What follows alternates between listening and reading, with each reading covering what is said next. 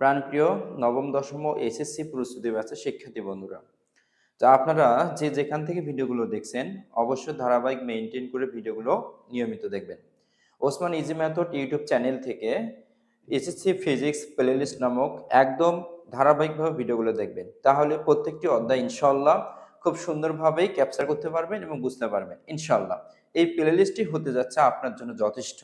Basic to pro level পর্যন্ত শিখতে অবশ্যই এই চ্যানেলটি সাবস্ক্রাইব করে পাশে থাকা বেল আইকনটি অন করে রাখুন, ঠিক আছে? আজকে আমরা যে টপিকটা শিখবো, গতির সমীকরণগুলোর সমানুপাতিক রূপ ও তাদের লেখচিত্র কেমন হয়। এখান থেকে মাস্ট বি এমসিকিউ আসে এবং সিকিউ বেসটা স্ট্রং করার জন্য এই বিষয়গুলো জানা অতীব জরুরি। আচ্ছা দেখুন, আমরা একটা গতির সমীকরণ যেমন S is equal to U T plus half A T square, এটা হচ্ছে আমাদের গতির সমীকরণ। এখন এই গতির সমীকরণগুলোর সমানুপাতিক চিহ্ন এবং তাদের লেখচিত্র, আপনারা একটা বিষয় খেয়াল করবেন যে এখানে সমানুপাতিক চিহ্নটা কখন হয়। সমানুপাতিক চিহ্ন, সমানুপাতিক চিহ্ন এটা কখন হয়? এটা হবে সমানুপাতিক চিহ্নটা হবে হচ্ছে এটা। এটা কখন হয়? এটা হওয়ার কারণটা হচ্ছে একটা যদি সমান, একটা সমান থাকবে, এর সাথে একটা ধ্রুবক থাকবে। কি থাকবে? ধ্রুবক। তাহলে আমরা সমান আর ধ্রুবক এটির পরিবর্তে আমরা এই সমানুপাতিক চিহ্নটা লিখতে পারবো। আমি আবারও বলতেছি, সমান আর ধ্রুবক এইটার পরিবর্তে আমরা কি লিখতে পারবো? সমানুপাতিক চিহ্নটা লিখতে পারবো। আচ্ছা এখন এই সমীকরণ, এটা একটা গতির সমীকরণ, এই সমীকরণ এটা একটা গতির সমীকরণ, ঠিক আছে? আর একটা গতির সমীকরণ আমরা যদি বলি যে V is equal to U plus A T, এটা একটা গতির সমীকরণ।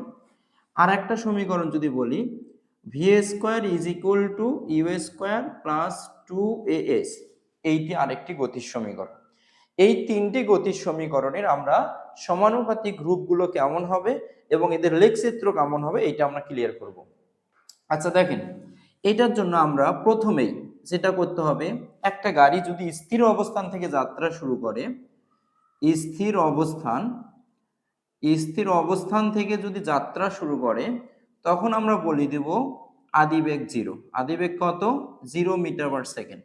আর এই তিনটা সমীকরণ আগে আমরা এখানে একটা কাজ করব, যেমন এখানে চলকগুলো কি কি? একটা এস, একটা ইউ, একটা টি, একটা এ আর একটা টি। মানে আমরা যদি দেখি ভালোভাবে, চলকগুলো একটা এস, একটা ইউ, একটা ভি, একটা টি আর একটা কি বলেন তো? এ। এই কয়টা কিন্তু এখানকার চলক। এদের মধ্যে আমি আদিবেগকে জিরো, স্থির অবস্থান থেকে যাত্রা শুরু করলে আদিবেগ কত? জিরো। আর প্রত্যেকটি সমীকরণের মধ্যেই ত্বরণ, এই ত্বরণকে যদি আমি ধ্রুবক ধরি, তখন কেমন ফরম্যাট আসবে সেটা আমরা দেখব। ত্বরণকে যদি আমরা ধ্রুবক ধরি, তাহলে কি বললাম? আদিবেগ স্থির অবস্থান থেকে যাত্রা শুরু করলে আদিবেগ জিরো, আর ত্বরণকে আমরা কি ধরলাম? ধ্রুবক। মানে এই সমীকরণটার মধ্যে ত্বরণ, মানে প্রত্যেকটি সমীকরণের মধ্যে ত্বরণ সেম, প্রত্যেকটি সমীকরণের মধ্যেই ত্বরণ কিন্তু সেম। আচ্ছা তাহলে এবার খেয়াল করেন যে এই সমীকরণটা S is equal to U, আদিবেগ কত? Zero. 0 into T plus half A into কত? T square.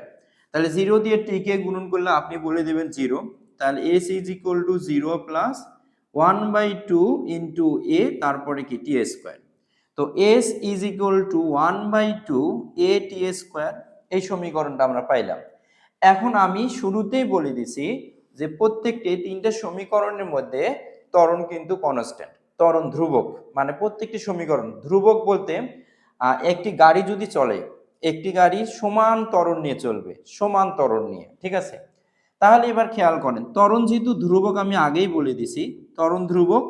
আর এখানে 1/2, এই পৃথিবীতে ইন্টারন্যাশনাল নাম্বার 1 2 3 4 5 6 7 8, এই যে নাম্বারগুলো, এই নাম্বারগুলো কনস্ট্যান্ট। কারণ এই নাম্বারগুলো দি হোল ওয়ার্ল্ড, মানে সারা পৃথিবীতে এই নাম্বারগুলোর কোনো পরিবর্তন নেই। তাহলে যেহেতু যে সংখ্যাগুলোর বা যে নাম্বারগুলোর কোনো পরিবর্তন নেই, সেটাকে আমরা কি বলতে পারি? সেটাকে কিন্তু আমরা ধ্রুবক বা কনস্ট্যান্ট বলে থাকতে পারি বা কনস্ট্যান্ট বলি। আচ্ছা যেমন আমি একটা এক্সাম্পল দেই, আপনারা যে পায়ের মান জানেন 3.1416, এটা কিন্তু শুধু বাংলাদেশের বইগুলোর মধ্যেই পায়ের মান যে এটা তা কিন্তু নয়, এটা সারা পৃথিবী ব্যাপী পায়ের মান 3.1416, এটাকে বলে কনস্ট্যান্ট ভ্যালু। আমরা যদি নাম্বার বলি 3 বলি, 4 বলি, 5 বলি, 6 বলি, এই যে নাম্বারগুলো বলতেছি এই নাম্বারগুলো কনস্ট্যান্ট ভ্যালু, এটা সারা পৃথিবী ব্যাপী এগুলো কনস্ট্যান্ট ভ্যালু, ঠিক আছে। এই নাম্বারগুলোর কোনো পরিবর্তন হবে না। কিন্তু যদি আমরা বাংলা ভাষায় লিখি 3, 4, 5, 6, তাহলে শুধুমাত্র বাংলা ভাষাভাষীরা তারা বুঝতে পারবে 3, 4, 5, 6। কিন্তু এই সংখ্যাটা আবার যদি যারা ইংলিশ মিডিয়াম, যারা ইংলিশ বোঝে বাংলা বোঝে না, তারা কিন্তু 3, 4, 5, 6 তারা বুঝতে পারবে না। সো এটাকে আমরা ধ্রুবক বলতে পারবো না, আমরা ধ্রুবক বলতে পারবো যে নাম্বারটি, যে সংখ্যাটি সারা পৃথিবী ব্যাপী নো চেঞ্জ, কোনো পরিবর্তন হবে না, শুধুমাত্র সেটাকে আমরা কি বলতে পারি, ধ্রুবক বলতে পারি। আচ্ছা, তাহলে এবার খেয়াল করেন আমি এ কে ধ্রুবক বলে দিছি, আর 1/2 এটা 0.5 এটাও ধ্রুবক, তার মানে কি হলো এ। তাহলে এই সম্পূর্ণ অংশটা কি হলো বলেন তো, ধ্রুবক হয়ে গেল। সম্পূর্ণ অংশটা কি হয়ে গেল, ধ্রুবক হয়ে গেল। আর ইনটু কি আছে বলুন তো, টি স্কয়ার আছে। তাহলে আমরা কি বললাম, কোনো কিছু সমান আর ধ্রুবক যদি থাকে, সমান আর ধ্রুবক যদি থাকে, তাহলে সেটার পরিবর্তে আমরা কি চিহ্ন দেব, সমানুপাতিক চিহ্ন দেব। তাহলে S is proportional T square.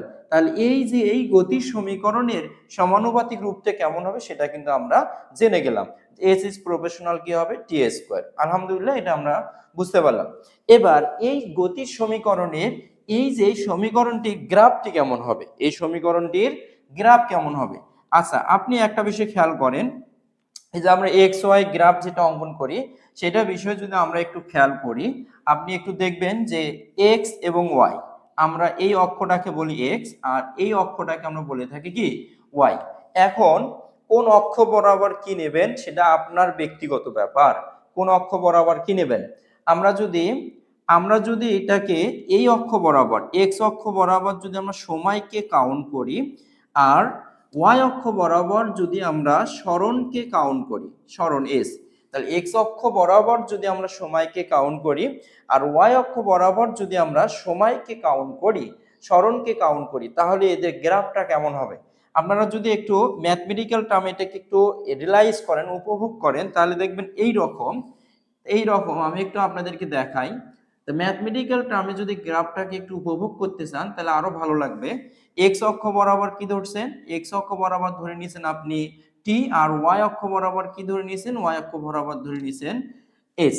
তাহলে আপনি এখানকার মানগুলো ইচ্ছা মতো বসান। ধরেন আপনি সময় যদি 2 সেকেন্ড বসান, 2 এর উপর স্কয়ার, দ্যাটস মিন সরণ 4, 2 এর উপর স্কয়ার, তাহলে এস ইজ প্রপোর্শনাল কত, টি স্কয়ার, 2 এর উপর স্কয়ার। তাহলে টি যদি আমাদের 2 সেকেন্ড হয়, তাহলে এস হচ্ছে কত বলেন তো, 4। আমরা এস এর মান কত বসাবো, 4। তাহলে আবার যদি আমরা টির মান যদি আমরা 3 বসাই, তাহলে এস এর মান কত হবে, 3। টির মান কত বসালাম, 3, 3 এর উপর স্কয়ার, 3 এর উপর স্কয়ার করলে কত, 9। তাহলে এস এর মানটা হবে কত, 9। আচ্ছা, আমরা যদি আরেকটা মান নেই, যদি আমরা টির মান যদি আমরা 4 নেই, তাহলে এস এর মান কত হবে, 16। কারণ S is proportional T square, টির যে মানটা নেব তার উপর স্কয়ার করলে কার মান পেয়ে যাব, এস এর মান। তাহলে টির মান যদি আমরা 4 নেই, এস এর মান কত হবে, 16। এই মানগুলো যদি আমরা গ্রাফে একটু বসাই তাহলে দেখবেন কেমন হয়। তাহলে এখান থেকে 0 0, তাহলে টির মান কত, 2, তাহলে 1 এবং 2, টির মান হচ্ছে 2। এস এর মান কত, 4, তাহলে 1 2 3 4, এস এর মান কিন্তু 4। তাহলে এদের ছেদবিন্দুটা কোথায়, এদের ছেদবিন্দুটা কিন্তু দেখেন কোন জায়গায়, এই জায়গায়, ঠিক আছে, ছেদবিন্দু আমরা দেখতে পারলাম।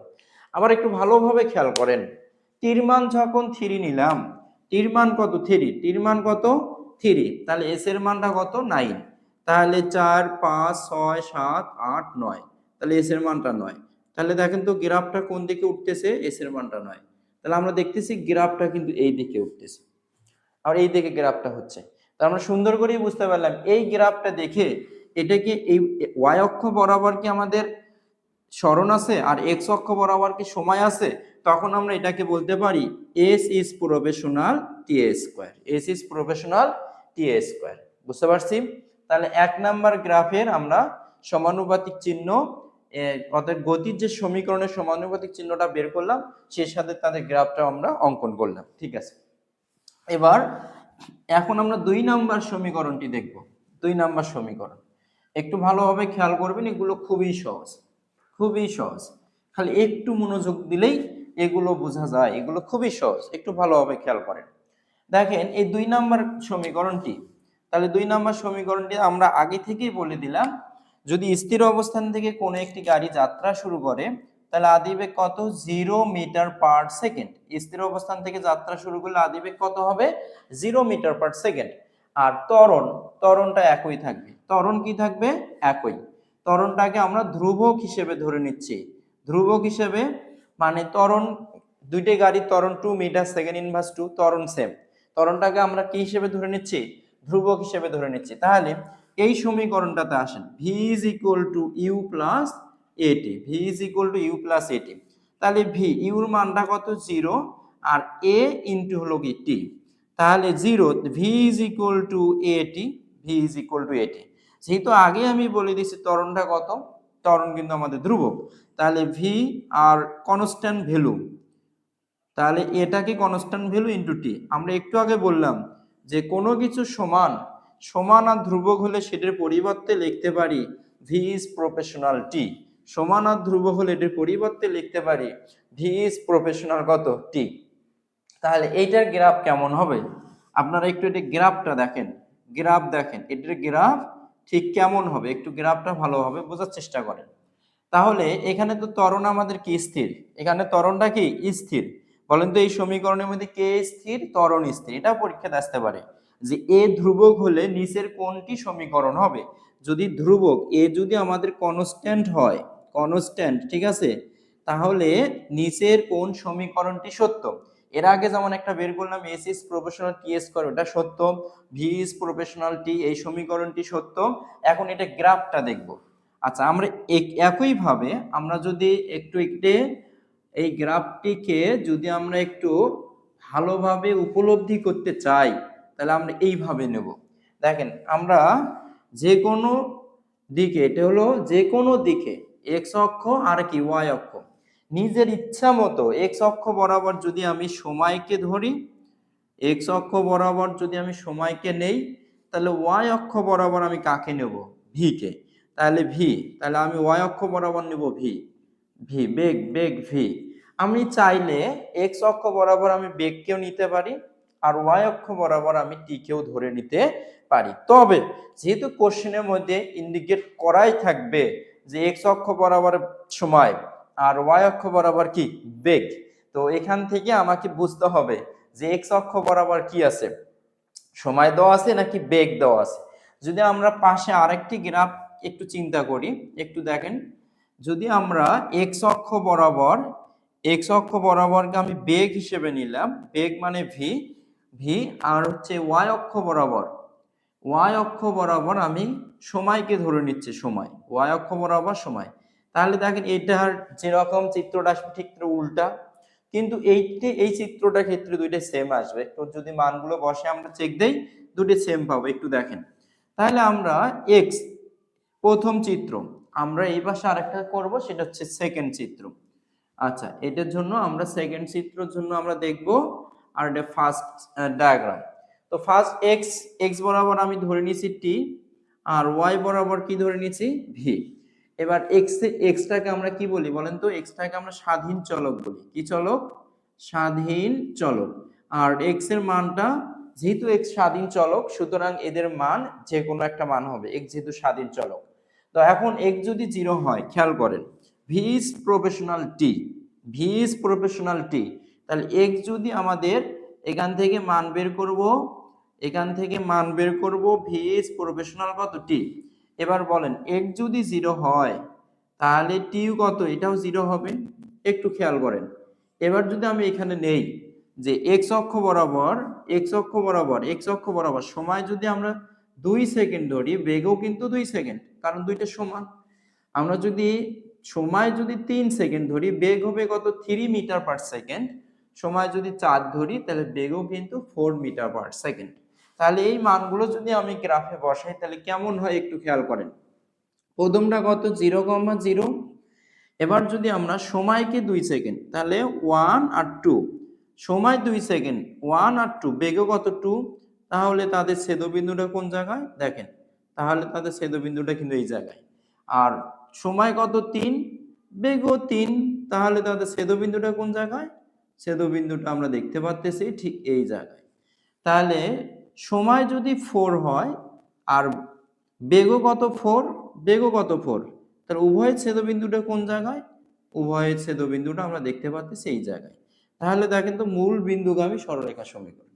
তাহলে বেগ আর সময়, বেগ আর সময় যদি থাকে তাহলে এদের ক্ষেত্রে দেখেন এখানে কে স্থির বলেন তো, এই গ্রাফটার মধ্যে ত্বরণ এ কিন্তু স্থির, ঠিক আছে, এই গ্রাফটার মধ্যে কে স্থির, এ স্থির, এগুলো বুঝতে হবে। এই গ্রাফটার মধ্যে এ স্থির, ত্বরণ স্থির। তাহলে বেগ আর সময় যদি থাকে, বেগ আর সময় যদি থাকে, ত্বরণ যদি স্থির হয় বা ত্বরণ যদি ধ্রুবক হয়, কনস্ট্যান্ট হয়, তাহলে তাদের গ্রাফ হবে মূল বিন্দুগামী। দেখেন তো এটা কি মূল বিন্দুগামী গ্রাফ, এটা মূল বিন্দুগামী, 0 0 x0 0 y0 0, তার মানে এই গ্রাফটাকে বলা হবে মূল বিন্দুগামী সরলরেখার সমীকরণ, মূল বিন্দুগামী সরলরেখার সমীকরণ, সরলরেখার সমীকরণ। এই জিনিসগুলো বুঝতে হবে, বুঝতে হবে। এটা মূল বিন্দুগামী সরলরেখার সমীকরণ। Okay fine. এবার আমি যদি উল্টে নেই, x বরাবর আমি কি ধরে নিয়েছি বেগ, আর y বরাবর আমি কি ধরে নিয়েছি t, তাহলে y বরাবর কি ধরে নিলাম সময় t। এখন যদি আমি বেগ, বেগ যদি 0 দেই সময় 0, বেগ 1 হলে সময়ও 1, বেগ যদি 2 হয় সময়ও 2, কারণ কারণ v is proportional t, v is proportional t, বেগ আর সময় কি সমান। আবার যদি বেগ যদি আমাদের 3 মিটার পার সেকেন্ড হয়, সময় কত 3 সেকেন্ড, ঠিক আছে।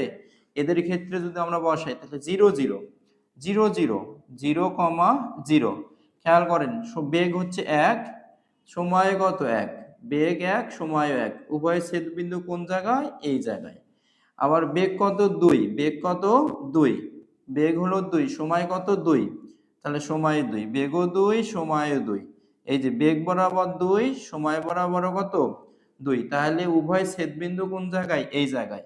বেগ যদি 3 হয়, বেগ হলো 3 আর সময় কত সময় 3, তাহলে উভয় ছেদবিন্দু কোন জায়গায় এই জায়গায়। তাহলে উভয়কে আমরা এই যেটাকে বলা হয় মূল বিন্দুগামী সরলরেখার সমীকরণ। তাহলে 2 নাম্বার ইকুয়েশনের আমরা সমানুপাতিক রূপটা দেখলাম আর সেই সাথে তাদের গ্রাফটা দেখলাম। গ্রাফ থেকে আমরা বুঝতে পারতেছি যে এখানে ত্বরণ কি, ত্বরণ কিন্তু কনস্ট্যান্ট।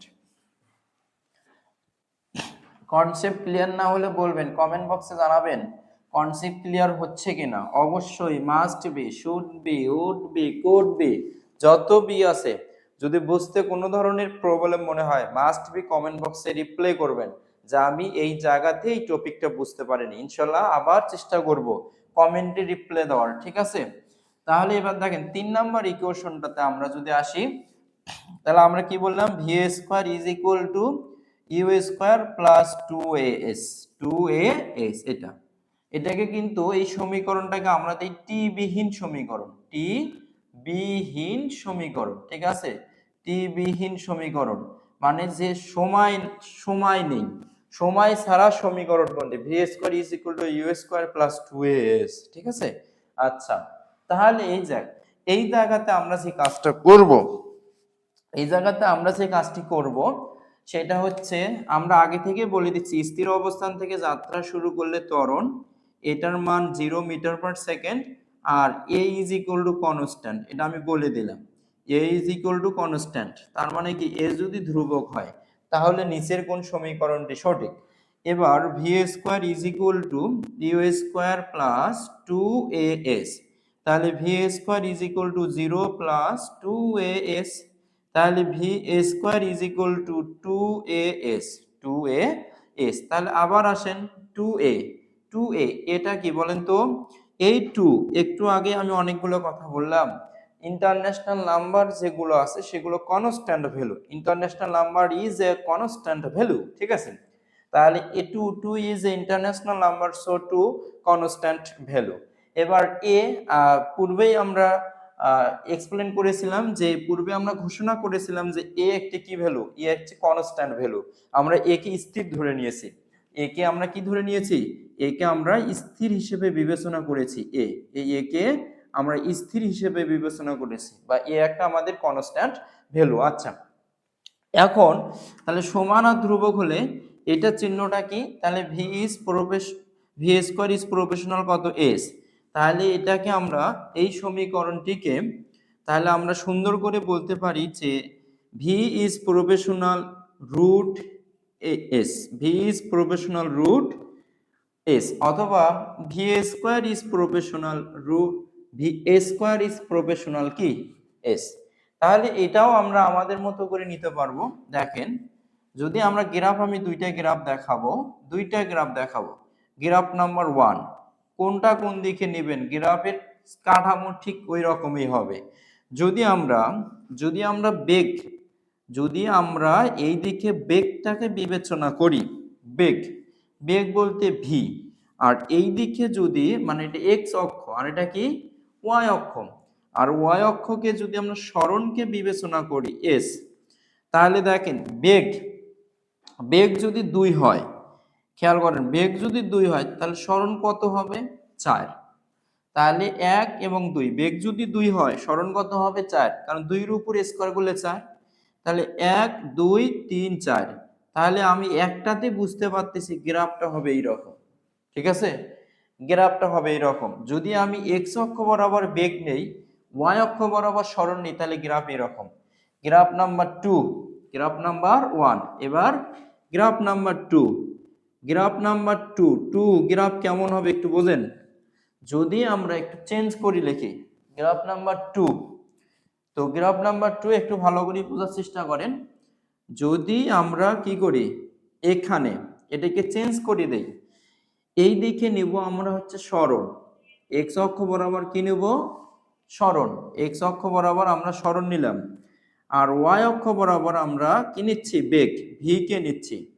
তাহলে দেখেন, তাহলে V is proportional root S, বা এটাই যাই হোক ভি, তাহলে এখন যদি আমি এখানে 2 দেই, মনে করো এটা বেগ 1 আর বেগ কত 2, বেগের মান যদি 2 বসাই, সরণের মান কত 4, 1 2 3 4, তাহলে দেখেন ছেদ বিন্দুটা কোন জায়গায়, ঠিক এই জায়গায়, তাহলে আমি দেখতেছি নিঃসন্দেহে গ্রাফটা চেঞ্জ হয়ে যাবে। ঠিক আছে, তাহলে এইভাবে গতির সমীকরণের সমানুপাতিক রূপ ও তাদের লেখচিত্রটা আমি ক্লিয়ার করলাম। তো অবশ্যই শুরু থেকে শেষ পর্যন্ত ভিডিওগুলো দেখবেন, আর ভিডিওগুলোতে যদি বুঝতে কোনো ধরনের সমস্যা মনে হয় তাহলে অবশ্যই ভিডিওর কমেন্ট বক্সে কমেন্টে জানাবেন। ইনশাআল্লাহ নেক্সট ক্লাসে আবার দেখা হচ্ছে। আসসালামু আলাইকুম।